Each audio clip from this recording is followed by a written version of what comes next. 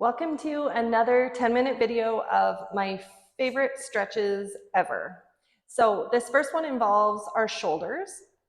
And so you can actually do this sitting in a chair, you could do this sitting on the floor, you could do this standing. It is eagle arms. And so what I want you to do is open your arms really wide, press your chest forward, lift up through the center of your heart space, of your throat, and then you're going to bring your right elbow underneath of the left, and you're going to see if you can wind your hands all the way around. Now, if this is not accessible, an option is to reach for your shoulders, so just reach back as if you're giving yourself a hug, or you can work at pulling the backs of your hands together. Okay, but whatever you choose to do here today, we're going to follow our breath through this little movement of inhaling and lifting our hands, exhaling and pulling our elbows towards our belly. Inhale and exhale. This is so good for opening up our shoulder blades. Great for those of you who get neck tension. And the beauty of this posture is that once you're able to get your hands in this position, all you have to do is breathe. So we want to breathe right between our shoulder blades, right into that tightness across your upper back. Take one more little moment. And then unwind your arms and just give them kind of a shake out or a roll out. And then we're going to do the opposite side.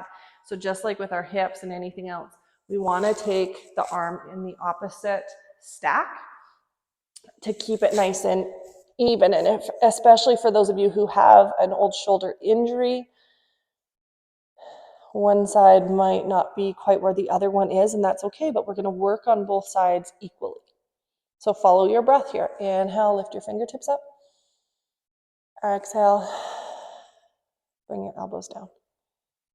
I love this. We can incorporate this arm position as well into a variety of different body positions. So like I said, seated, in a chair or on the floor, standing. I've incorporated it in the past to a straddle forward fold, to warrior one. There's lots of options, but it's just so nice to open up across the back. You're going to bring your elbows back to neutral here and just unwind. Beautiful job, you guys. Okay, from here, let's come up to a standing position, please. Okay, and we're going to bring our legs into, I don't know, maybe hip distance or a little bit wider. Really intentional about the setup of your feet for this. Okay, and then we're going to let our left hand come down. So feel like you're standing nice and tall, nice and square. Your right arm's reaching to the ceiling. You're going to start by just going in opposite directions. So as we reach for the ceiling with the right hand, we're also reaching down with the left hand. We want to get as much energy and length between these two hands as we can. And what we're doing is opening up what's called our side spine. So literally the sides of your vertebrae. Great for your rib cage too, all those tight intercostal muscles. So you certainly can progress this into a side stretch. Now, my only caution to the side stretch is if you're somebody who's dealing with SI injury or pain, then just really work at this energetic lift to begin with before you get too worried about coming into a side bend.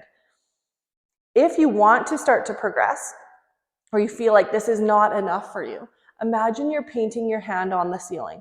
So just really important to keep this lift and energy up and away from the right hip, as much length as you can.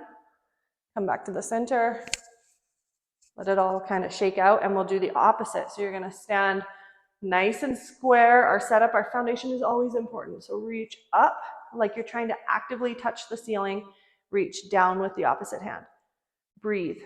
Stand here long enough that you can find that rhythm of your breath into the left lung. Again, progression, if and when you want to, would be to paint your hand on the ceiling. Again, be cautious about that if you're somebody that's found yoga because you have a sore low back. Not to say it's wrong, but just be careful. It's not necessary. We can still open that side spine by staying quite upright. Take one more deep breath. Beautiful job. Bring everything back to the center. Awesome. So for this next position, I'm going to use my blocks. Okay, and I'm going to come into basically a modification of pyramid pose. So for those of you pretty familiar with yoga, pyramid is essentially setting yourself up on skis. So both toes are pointing towards the front edge of our mat, but there's space between our feet. Hips are nice and square, and the goal is that both legs are straight. So we're kind of constantly pulling our knees back, pulling our thighs up, and as we fold, we're hinging over our front hip. Now, I don't mind if you turn your back foot out. That just is a little more comfortable for most people in terms of their back hip, but still try to keep yourself quite square. Okay, so you guys pick. We're going to hinge forward and we're going to use our blocks or something to lift your hands up. I quite often find an adjustment in this pose once I get into it, as you just saw me do, and keep pulling back with this right leg. So visualize folding over top of the right hip. Think of the length of your spine. So be as long as you can from tail to crown. And then we can fold or drop our chest down, just like any other intentional forward fold. The length of the low back is paramount. We want this fold to be initiated from the glute or from the pelvis. Now what we're going to do is a little seesaw movement. So we're going to lift our back heel, just kind of take the pressure off slightly, because this can be quite tight for your front shin as well. So the right shin and the right ankle might be getting a good stretch here. Now place your heel down and lift up your front toes. Okay, pull your hips back, go back and forth.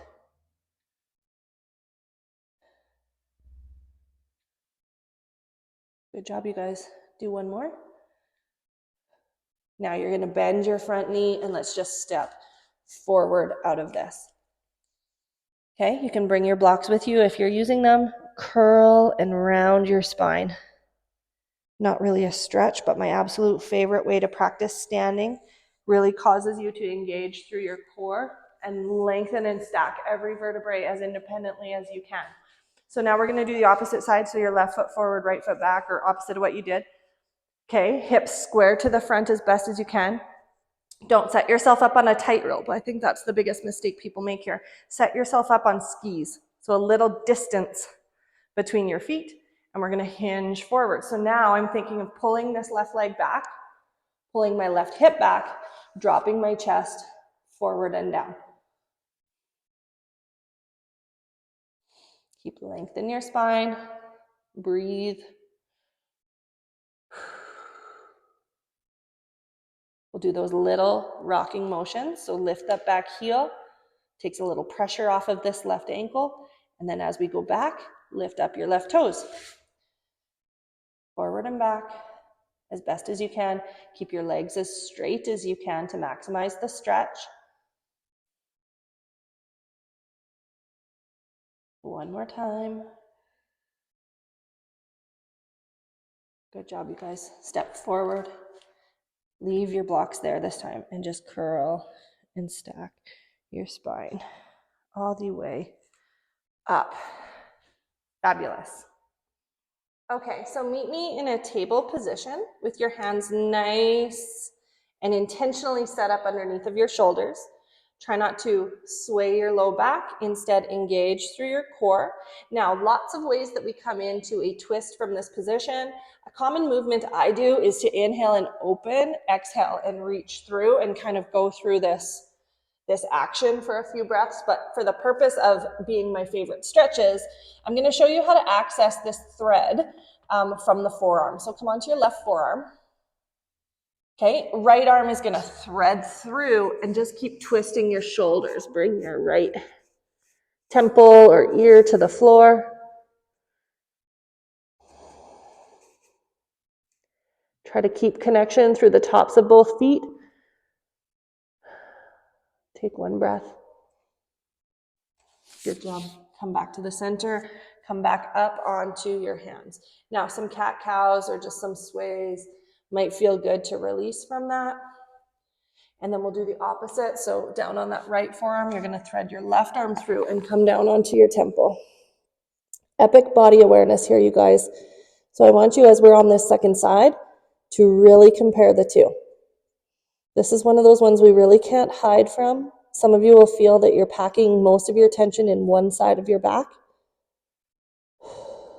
And it's also really important to note, is this mostly felt for you in your hips, in your rib cage, in your spine, or in your shoulders? Valuable information to pass along to a massage therapist or your chiropractor. Come back to your forearms, come up onto your hands. So that was my last one for this video. I hope you enjoyed that. I hope you learned something. Of course, reach out with any questions that you might have, and I hope you have a wonderful day. Namaste.